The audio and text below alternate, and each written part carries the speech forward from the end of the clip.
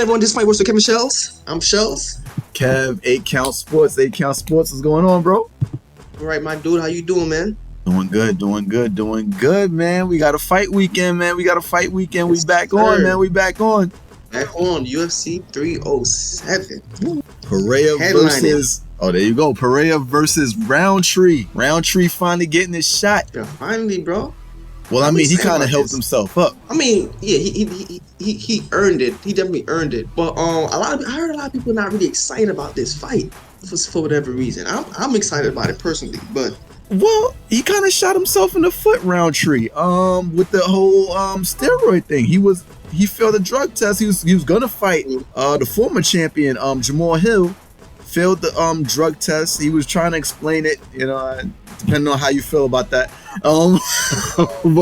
But if he would have smashed Hill, I mean, we'd be really talking about it. So he hasn't really had the fight against the big name. He's had impressive performances, but he hasn't had to fight against the big name to really put himself to promote the fight in that way. So I think that's why it's kind of a bit quiet on that front. So what you think that of the being fight? said, I must say, like I said before, I'm excited about it. I think this dude, like his style, Pereira is it doesn't need to be said. I'm saying it anyways. He's an elite striker.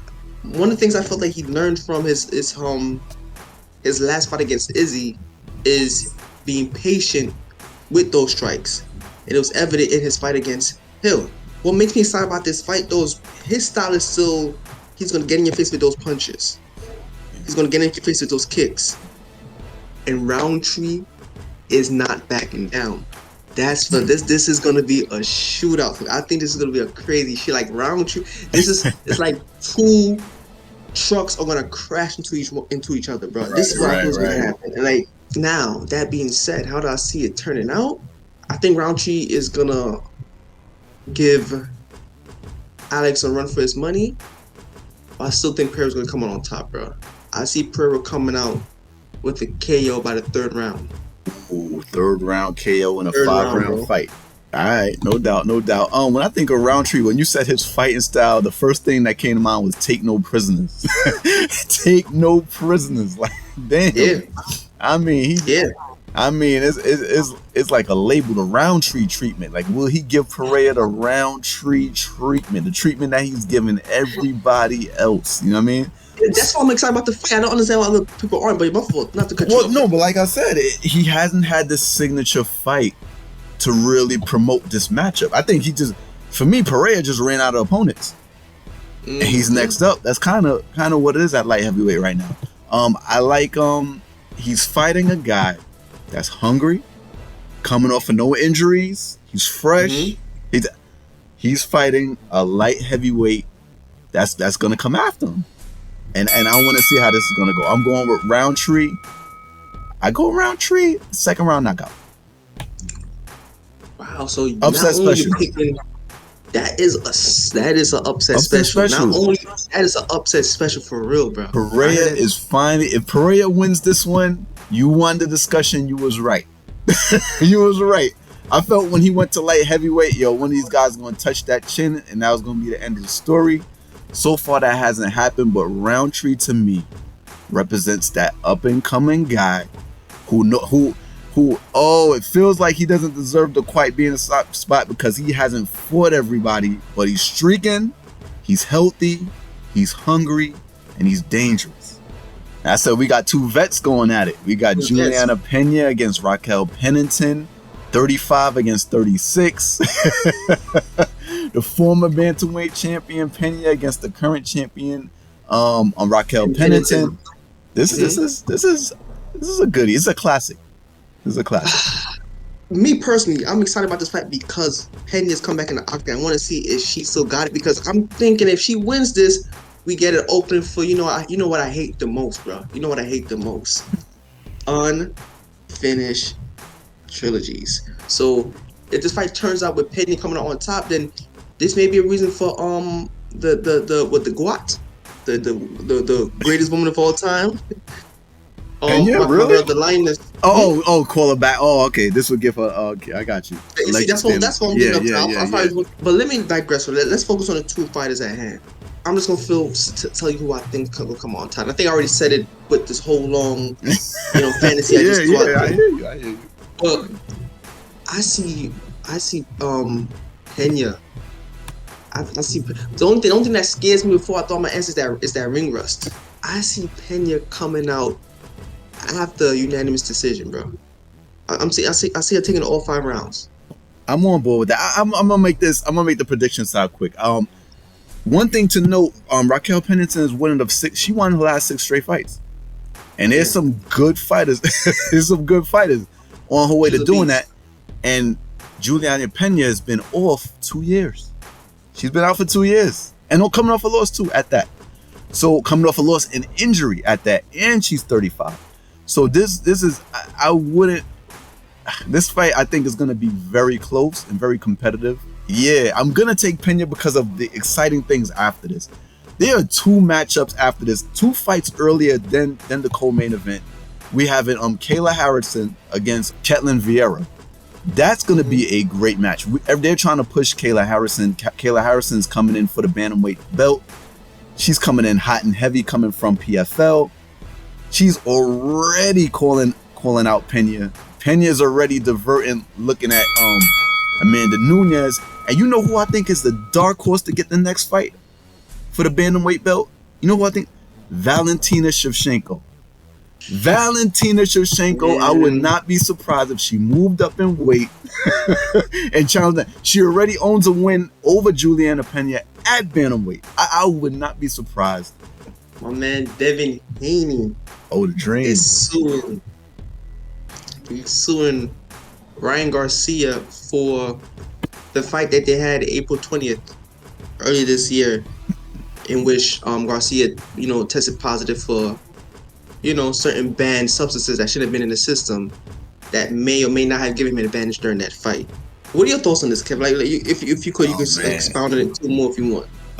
Yeah, they're saying Haney is suing for breach of contract, battery, and contract fraud. This is a mess. It's a whole mess. How is it messed up? I think it's genius. On what level? But how do you? Why do you think it's genius? Okay. When I say, by the way, for the record, before I let you go, when I say it's a mess, I'm just referring to the whole thing. It goes beyond the lawsuit. This whole thing is the mess that just keeps. Fair. Fair. You're not feeling what is also a mess? The reaction from the boxing world as if Haney is wrong, like saying like who does this? It's like, bro, you want a clean sport? We okay. Let's say we both agree that whether you get into the boxing ring or the octagon or any combat sport arena, you all putting your life on the line. That's one. You're putting yourself at risk of bodily harm against another trained killer. These guys are not dudes who just get off the street from their 9 to 5s and just decide that. These guys train all day, every day for this. They're eating different. They're working out. They're perfecting their craft. These dudes is not regular guys. These guys are trained killers. Okay? So you're fighting against another trained killer, and on top of that, that trained killer is giving himself substances that you don't have, that's putting him at an advantage, that makes him more likely to bring more body harm to you and even take your life. Which is the reason why this should be taken serious. So when he's being sued for breach of contract, I'm pretty sure the contract stipulates that we both should be clean fighters. Right. Battery, yes, because here it is. Is it if you came to fight me and I pull out a knife, would that be because of a fair fight? Of course not. So when you're taking these enhancing substances that enhance your ability to have more stamina, be able to hit as hard in the tough as you hit in the first, being able to recover faster from the blows that you're enduring, bro, it's like you're turning yourself into Terminator. It probably sounds like an exaggeration, but the parallels is that you're giving yourself an advantage in a sport that is already lethal by its nature. So if you want to enforce a clean, safe sport, they should be doing this more. A word hey, wasn't he overweight too? He didn't even make weight. 3 pounds, yeah. He didn't even make weight. And people say just 3 pounds, bro. Those 3 pounds. Remember we still use an analogy of when you're wringing out a wet rag. Those 3 pounds is the last bit of water that dude had to squeeze out of himself, and you didn't. Like all of these factors, like you put him in a compromising, dangerous position by putting him in the ring against someone like that who's already missed weight, already took the banned substances. Like, bro. I agree with that. There's a lot of layers to this. I don't disagree with you. But I'm gonna. So here's why people have issues with the fight, with what Haney's doing. People feel. I want to, so we can get, cause we got your opinion, and I kind of agree with you to a certain extent. I'm gonna go to. People feel like this. They feel like Haney went out there and fought the wrong fight, which is why he was getting hit all day. So people feel like the sports the performance enhancements didn't prevent. Stylistically, he went out there with the wrong fighting style. He went out there trying to be aggressive, and Ryan's golden punch, Haney couldn't avoid it. That's a fair assessment. It's somewhat fair. Also, in regards to the steroids, this was brought up by Andre Ward that Ryan Garcia had been passing steroid tests all through his camp and didn't test positive until the night before. So the running belief now, the late belief is kind of, when you take a performance enhancement drug, it doesn't just make you strong like that, like overnight. What happens is with training, with things like that, that's where the strength comes in. You're able to train more, prepare more, do more. And the feeling is that he didn't have enough time, since it was ingested the night before. The substance he didn't have enough time to do all that. And in strike 3 against Haney would be, he had already came in. The whole promotion was unprofessional. He came in 3 pounds overweight, and Haney decided to take the money. Eddie Hearn was saying they should have drained him. They should have made, and that's what I was saying to you. After most fighters make these guys drain, you see guys come back in the night. They got to take that extra hour to go run and go. That would have been Bernard Hopkins, one of them. You would have been running. You've been running to lose that extra pound. So it's as much. It feels like, and I can't disagree with this all the way. Yes, he tested positive.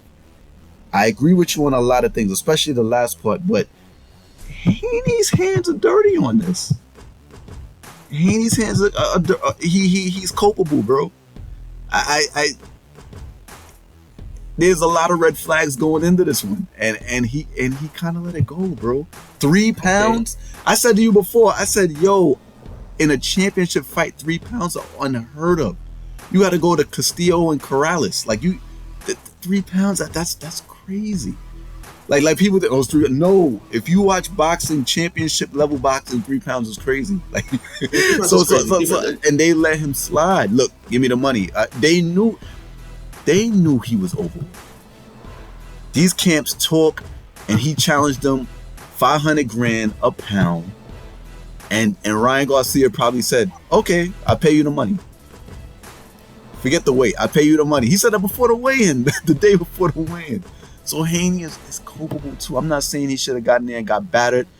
I do feel like Ryan Garcia had an advantage from the perspective of going into the 11th round. As bad as Haney fought, going into the 11th round, before that 11th round knockdown, that fight was a toss-up. And he had gotten knocked down 2 times early in the fight. Like, people get so caught up in the knockdown, they throw out what happened the rest of the fight. Watch the fight. Haney was being a champion. He was weathering a storm. When you fight against top opposition, we're going to get into Tank later. When you fight against top opposition and the going gets tough, this is where champions show up, and Haney showed up. You know what I mean? Does having a performance enhancement drug help you in that situation where it's a nip and tuck fight, and in the 11th round, has anybody seen Ryan Garcia drop somebody in the 11th, 12th round prior to this fight? Okay, I mean, I get what you're saying, but what I'm gonna say is Haney's hands are dirty. You know, him suing is his prerogative. I just feel like he's not equally as culpable, but it's like 60-40.